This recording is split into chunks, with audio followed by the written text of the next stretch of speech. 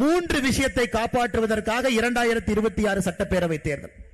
நாட்டை காப்பாற்ற வேண்டும், தமிழகத்தை காப்பாற்ற வேண்டும், உங்களுடைய வீட்டை காப்பாற்ற வேண்டும். இந்த மூன்றுக்கும் ஒரே ஒரு தேர்தல் 2026 சட்டப்பேரவை தேர்தல். ஏன்னா அதனாலதான் தீய சக்தி அப்படிங்கிற வார்த்தை இங்க போட்டிருக்கிறோம். தீய சக்திகளுடைய கூடாரமாக திராவிட முன்னேற்ற கழகம் மாறி இருக்கிறது. அந்த தீய சக்திகளை வேறறுக்க வேண்டிய நேரம் வந்து விட்டது. வீட்டுக்குள்ளே பிரச்சனை ஆரம்பித்து நாடு வரைக்கும் பிரச்சனை ஆரம்பிச்சிருக்கிறாங்க. வீட்டுக்குள்ள நிம்மதி இருக்கான்னு கேட்டா நிம்மதி கிடையாது. ஒரு பள்ளிக்கூடத்திற்கு கல்லூரிக்கு செல்லக்கூடிய குழந்தைகள் பெற்றெடுக்கக்கூடிய பெற்றோர்களுக்கு தெரியும். நல்ல குழந்தைகளை கூட திராவிட முன்னேற்ற கழகத்தினுடைய ஆட்சியில சந்தேகப்படுறோம். நம்ம குழந்தை பைக்குள்ள கஞ்சா போட்டு இருக்குமா? நம்ம குழந்தையினுடைய நண்பர்கள் யார்?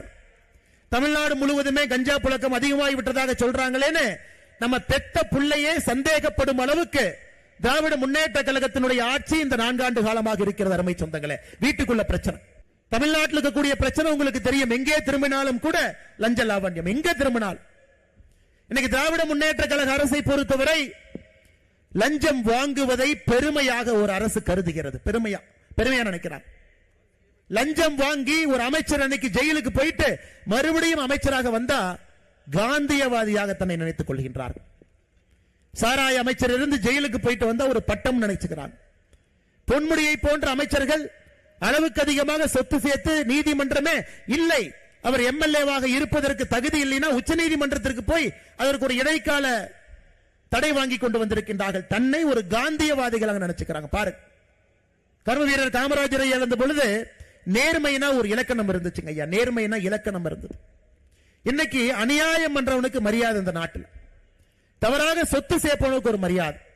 லஞ்ச லாவண்யத்தில் பெருத்து போய் யாரு கிடக்கிறாங்களோ பெருமையாக நெஞ்சை நிமிர்த்தி வீதியில் நடந்து கொண்டு வருகின்றான்.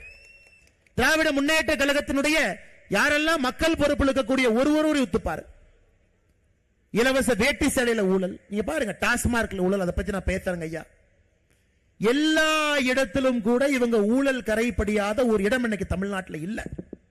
லஞ்ச லாவண்யம் என்பது இன்னைக்கு மக்களை ஏற்றுக்கொண்டு விட்டார்கள் என்று திமுக மார்த்தட்டான். மக்களே அதை பத்தி பேசல.